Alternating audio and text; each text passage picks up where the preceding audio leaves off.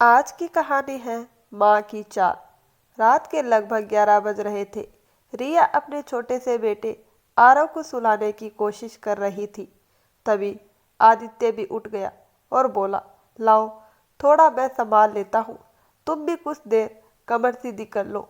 उसने आरव को गोद में उठाया और कमरे में इधर उधर टहलने लगा। रिया मुश्किल से ही लेटी थी कि तभी बाहर से उसके साथ कमला देवी दरवाजा जोर जोर से पीटने लगी। दोनों घबराकर दरवाजे की ओर दौड़े। दरवाजा खुलते ही कमला देवी बोली, बेटा मुझे अचानक से सांस लेने में दिक्कत हो रही है, बहुत घबराहट महसूस हो रही है, अकेले कमरे में बिल्कुल अच्छा नहीं लग रहा है। यह सुनकर आदित्य घबरा गया और बोला, माँ क्या डॉक्टर को बुला दूं? नहीं बेटा, कमला देवी बोली, बस बहू से बोल थोड़ा नमक चीनी का पानी बना दे और तू मेरे पास बैठ जा। रिया फटाफट उठी और रसोई में जाकर घोल तैयार करने लगी। उधर आदित्य बेटे को गोद में लिए माँ के कमरे में पहुंच गया। उसने माँ को बिस्तर पर बैठाया और उनके हाथ पांव दबाने लगा। तभी रिया पानी लेकर आई तो आदित्य ने आरव को उसकी गोद में दे दिया और माँ के पैरों की मालिश करने लगा। कमला देवी बोली, बेटा तलुओं में बहुत दर्द है, जरा तेल लगा दे। आदित्य बोला, माँ अब कुछ बेहतर लग रहा है या डॉक्टर को बुलाऊं? नहीं बेटा, अब थोड़ा ठीक लग रहा है, उन्होंने कहा। रात को अचानक से घबराहट हुई थी, इसीलिए तुम्हें बुलाने चली आई। थोड़ी देर बाद उन्होंने रिया की ओर देखते हुए कहा, बहू तुम आरव को लेकर अपने कमरे में चली जाओ, अगर वह रोएगा तो मैं परेशान हो जाऊंगी। और आदित्य तू यही मेरे पास रह जा। रिया कुछ कहना चाहती थी पर चुप रह गई। आदित्य ने इशारा किया और वह बच्चे को लेकर चली गई। रात भर आदित्य माँ के पास बैठा रहा। सुबह आंख लगी तो वहीं कुर्सी पर झपकी ले ली। सुबह होते ही वह ऑफिस के लिए निकल गया। शाम को जब सब लोग डिनर कर रहे थे तभी कमला देवी बोली, बहू आज से आदित्य मेरे कमरे में ही सोएगा। कल रात देखा ना मेरी तबीयत कितनी खराब थी, अब मेरे पास कोई तो रहना चाहिए ना। रिया हैरान रह गई, आदित्य भी अवाक रह गया। कमला देवी आगे बोली, अब तो हमारे घर का वारिस भी आ गया है, तुम्हें अपनी गृहस्थी संभालनी चाहिए। अब तुम्हें अपने पति की क्या जरूरत? रिया को मानो किसी ने पत्थर मार दिया हो। वह उम्मीद से आदित्य की ओर देखने लगी पर वह चुप था। माँ के सामने कुछ बोलने की हिम्मत उसमें नहीं थी। कमला देवी अपनी जीत पर मुस्कुरा उठी।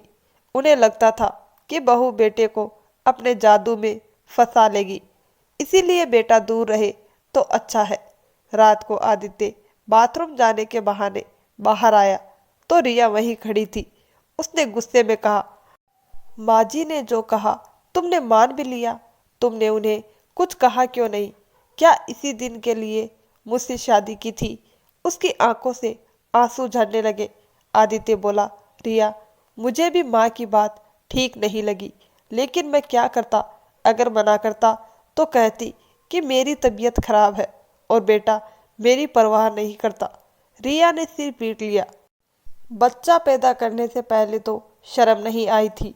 इतना कहकर वह रोती हुई कमरे में चली गई। अगली सुबह आदित्य ने तय कर लिया कि अब ये सब खत्म करेगा। माँ बाथरूम में थी तब वह सोच में सोफे पर बैठा था। जब कमला देवी बाहर आई तो आदित्य की आंखों में आंसू थे। उसने कहा, माँ मैं बहुत डर गया हूँ, कहीं आपको कोई गंभीर बीमारी तो नहीं? मैं डॉक्टर से आपका पूरा चेकअप करवाऊंगा, मुझे तसल्ली चाहिए कि आप ठीक है। कमला देवी चौंक गई। आदित्य बोला, और हाँ मैं रोज आपके कमरे में नहीं सो सकता। रिया अकेले बच्चे को संभालती है, उसे भी आराम चाहिए।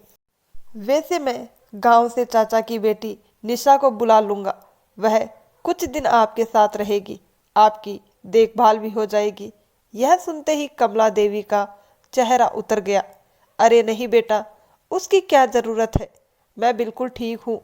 कल तो मुझे बहुत अच्छी नींद आई, डॉक्टर के पास जाकर बेकार में पैसे खर्च करने की क्या ज़रूरत है।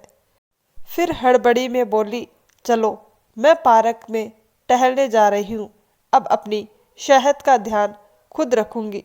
यह कहकर वह घर से बाहर निकल गई। आदित्य मंद मंद मुस्कुराया। कमरे के दरवाजे के पीछे खड़ी रिया भी सब सुन चुकी थी। वह मुस्कुराते हुए बाहर आई। आदित्य ने आरव को गोद में उठाया और बोला, देखो कैसा रहा मेरा प्लान। अगर माँ सच में बीमार होती तो डॉक्टर के पास जाने से मना नहीं करती। रिया हंसते हुए बोली, सच कहूँ कल रात मुझे बहुत गुस्सा आ रहा था कि तुमने कुछ नहीं कहा, पर आज तुम्हारी समझदारी ने सब ठीक कर दिया। अच्छा हुआ माँ जी को भी एहसास हो गया। दोनों हंस पड़े। उधर पार्क में टहलती कमला देवी सोच रही थी, अरे अपनी ही चाल मुझ पर भारी पड़ गई। अगर डॉक्टर के पास चली जाती तो अलग ही मुसीबत होती। उन्होंने मन ही मन कसम खा ली, अब कभी बीमारी का बहाना बनाकर बेटे बहू को दूर नहीं करेगी। दोस्तों, इस कहानी से हमें यह सीख मिलती है कि अगर बेटा समझदार हो तो माँ और बीवी दोनों को खुश रख सकता है। आपको हमारी ये कहानी कैसी लगी, हमें आपकी राय कमेंट बॉक्स में ज़रूर बताइए। कहानी अच्छी लगी हो तो वीडियो को लाइक शेयर और चैनल को सब्सक्राइब जरूर करें। धन्यवाद दोस्तों।